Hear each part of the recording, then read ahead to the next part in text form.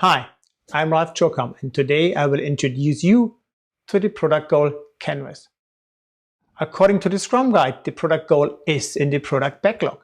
The rest of the product backlog emerges to define what will fulfill the product goal. That means that the product backlog exists in order to achieve the product goal. Usually when a product with Scrum is being developed, there was always a vision or something similar for the product and a goal for the current sprint, the sprint goal. The vision is way out, very strategic, lots of risks.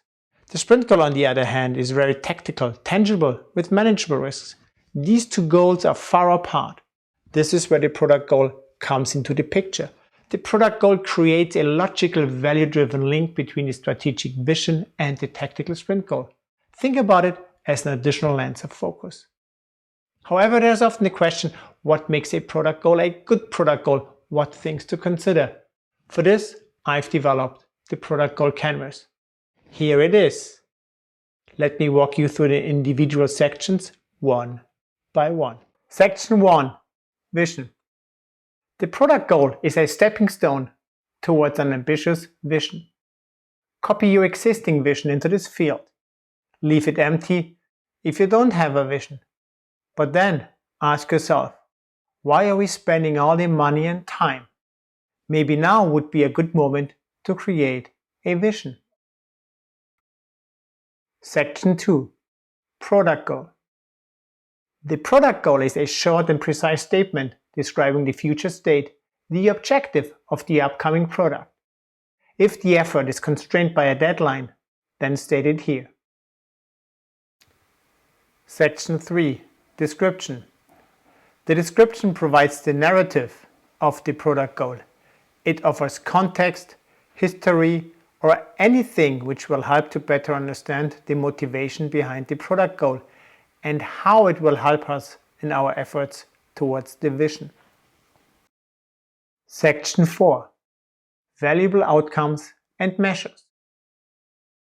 At the top of the section, provide a description of the outcome. What are we expecting to observe?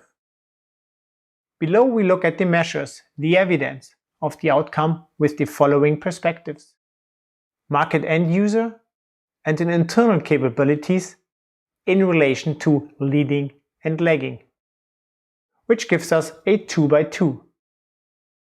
Market end user and lagging measures are describing the final strategic, the proof that we have been successful. Since lagging measures are often delayed, our aim is to identify proxy metrics we can measure beforehand. If our assumptions were right, the leading measures will lead to the lagging ones. Internal capabilities and lagging measures are describing the internal improvements we need to build up in order to stay competitive. Again, here we differentiate between what is the measure of the outcome we want to achieve and which step can we measure leading along the way in order to get there. Section 5. Stakeholder. Who are our stakeholders for the product, especially the current product goal? Each stakeholder can fit into one of the categories. User are the people or personas who are going to use the product. Influencer are the people who could impact the direction of the product. Think important people in your organizations, boards, sales, marketing, and so on. Provider lists all the people or companies we are depending on. They either have skills we are missing or will provide some other output we are depending on. Governance has two subgroups. Internal governance describes who looks at our reports, who provides us with the funding, and so on. External governance describes the regulations we have to follow and who is going to enforce them. Section 6. Risks. What are the risks we are aware of, or which other things do we fear? List everything which could derail the development of the product goal or even the complete product. If applicable, list all the risks which are being addressed through the current product goal. Section 7. Scrum team. This section describes the Scrum team or teams if you work in a scaled effort. List all the people who are pursuing this product goal by name. The best ideas won't happen if there are no dedicated people working on it.